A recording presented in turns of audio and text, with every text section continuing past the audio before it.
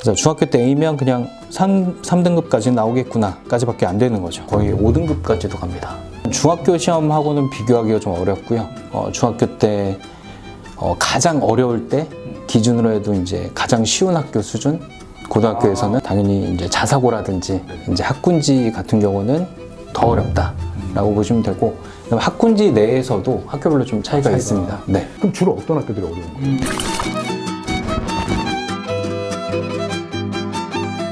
안녕하세요. 고2부터 대입까지, 서울대부터 서울 언저리까지 입시면 뭐든지 한다. 파인만 입시 컨설팅의 최재만 입시 소장입니다. 반갑습니다.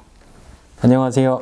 저는 압구정 반포 성동파인만 고등부 수학원장 김창년입니다. 반갑습니다. 네, 오늘 이 시간에는 이제 고등수학 어떻게 하면 1등급 받을 수 있을까, 이 얘기를 좀 해보려고 하는데, 옆에 계신 김창년 원장님 같은 경우는 저도 설명회도 같이 많이 하고 그랬는데, 이 원장님 같은 경우에는 이게 학군지부터 비학군지까지 고등 수학 경험도 많으시고, 특히 이제 입시나 이런 데서도 이해가 굉장히 많으신 분이세요. 그래서 이제 지금 고등학생도 그렇고 중학생들도 수학에 대해서 어떻게 대비해야 될지 아주 얘기 잘해 주실 분이라고 생각해서 제가 아주 간곡하게 해서 모셨습니다.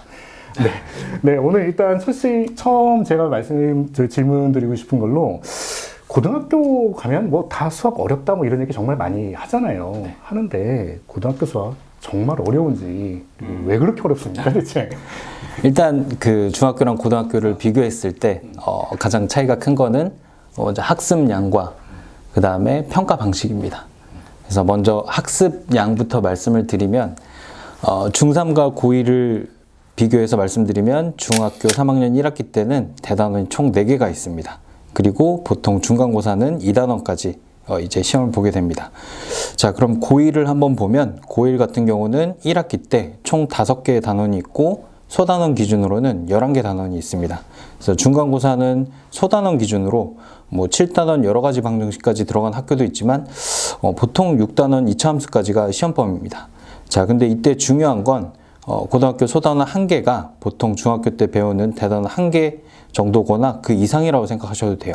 그렇기 때문에 양으로만 봤을 때 고등학교 때는 중학교에 비해서 공부한 양이 3배 이상 늘어난다고 생각하시면 됩니다. 이게 고1이 이 정도라는 거죠? 네, 맞습니다. 고2, 고3이면 더 장난 아니겠네요. 고2부터는 이제 2과목 들어가는 학교도 있기 때문에 뭐 6배까지 늘어난다고 볼 수도 있고, 그다음에 특히 올해 교육과정이 바뀌어서 세화여고 같은 경우는 1학년 1학기 때부터 2과목씩 들어가요.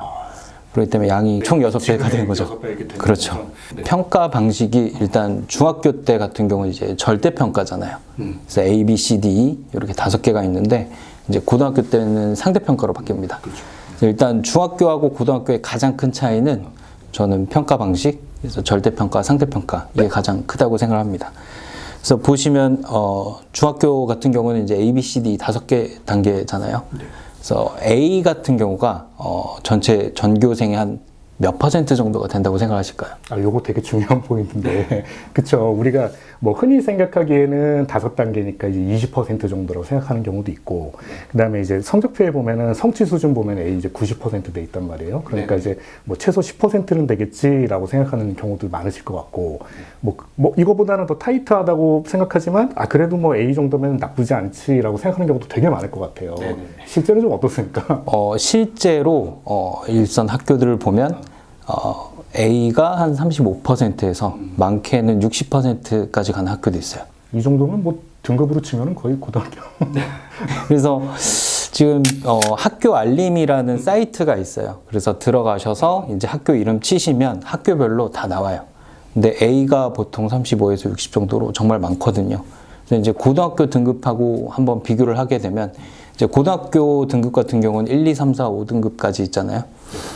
그래서 이번에 개정 들어가는. 네, 맞습니다. 그렇죠. 그래서 고등학교 1등급은 상위 10%, 2등급은 누적 상위 34%, 3등급은 상위 66%까지입니다. 그래서 이제 중학교 때 A라고 하면 고등학교 때는 3등급까지밖에 이제 변별이 안 된다. 그래서 중학교 때 A면 그냥 3등급까지 나오겠구나까지밖에 안 되는 거죠. 이게 심지어 9등급제에서 3등급이 아니고 5등급제에서 3등급 말씀하시는 네, 맞습니다. 거죠? 5등급제에서 3등급이면 정말. 기존 9등급제에서는 A라고 하면 거의 5등급까지도 갑니다. 그래서 차이가 좀 꽤 크고요. 그리고 또 이제 한 반에 30명이 있다고 한번 가정을 해보도록 하겠습니다. 반에서 1등급은 상위 10%니까 이제 3등까지가 되겠죠. 근데 선생님들 입장에서는 3명 빼고 다 틀리는 문제를 내실 수밖에 없습니다. 그렇기 때문에 시험 난이도는 자연스럽게 올라갈 수밖에 없습니다. 그러면 고등학교가 보면 사실 시험이 다 어렵게 나오는 것 같지는 않을 것 같아요. 어려운 데도 있고 쉬운 데도 있고 막 이럴 것 같은데 실제로 학교별 차이가 좀 어느 정도 있습니까? 차이가 꽤 많이 납니다. 꽤 많이. 네.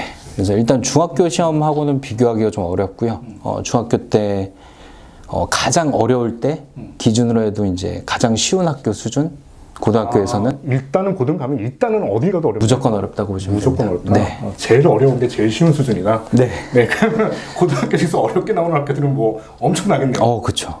그래서 실제 뭐 고등학교 올라가면 무조건 어렵다라고 보시면 되고, 당연히 이제 자사고라든지 이제 학군지 같은 경우는 더 어렵다라고 보시면 되고, 그다음에 학군지 내에서도 학교별로 좀 차이가 있습니다. 네. 이게 워낙 이 학군지 학교들 워낙 많이 보셔가지고 학교별로 잘 아실 것 같은데 그러면 우리 소위 말해서 이제 강남이나 서초 지역 학교들도 사실 그 차이가 좀 있다는 거잖아요. 네, 맞습니다. 예, 그냥 우리가 얼핏 보기에는 강남 서초면 다 어렵다고 볼 수도 있는데 또 그 안에서도 레벨이 있는 거예요. 많이 차이 납니다. 그 안에서도 많이 차이 난다. 그럼 주로 어떤 학교들이 어려운 거예요? 차이가 난다. 사실 이제 학교마다 또 학교에서도 시험마다 좀 차이가 있습니다. 그래서 예를 들어 중간고사가 좀 많이 어려웠다라고 하면 기말고사에 좀 쉽게 낼 수도 있고, 그다음에 반대로 뭐 1학기 때 좀 쉬웠다 그럼 2학기 때 어렵게 낼 수도 있고, 그래서 시험이 계속 난이도가 바뀐다라고 보시면 되세요. 그래서 이제 수능에서도 이제 불수능, 물수능 이렇잖아요. 그러니까 학교에서도 이제 시험 내실 때 선생님들이 난이도 조절에 좀 어려움이 있어서 이제 좀 왔다 갔다 합니다. 냈는데 의도한 거랑 다르게 점수가 나오면 걱정하신다든가. 그렇죠. 그런 경우가 있습니다. 그래서 일단 뭐 저희가 말씀드릴 수 있는 거는 그래도 이제 전체적으로 봤을 때 이제 일반적으로 좀 어려운 학교들이 있고 좀 쉬운 학교들이 있는데, 그건 저희 그 고교 선택 설명회가 따로 있습니다. 그때 오시면 학교별로 저희가 자세한 설명 드릴 수 있을 것 같습니다. 아무래도 이제 학교별로 그런 게 궁금하신 경우는 진짜 이제 그 고등학교를 내가 가야 되냐 말아야 될까 이렇게 선택의 고민이신 분들이 많을 테니까 그런 경우는 오히려 이제 그 특정 지역에서 하는 고등학교 선택 설명회, 이제 학원에서 하는 특히 이제 고등학교 선택 설명회 같은 걸 하면 조금 이제 도움이 되는 정보가 많이 있겠네요. 네, 맞습니다. 그렇죠? 그렇게.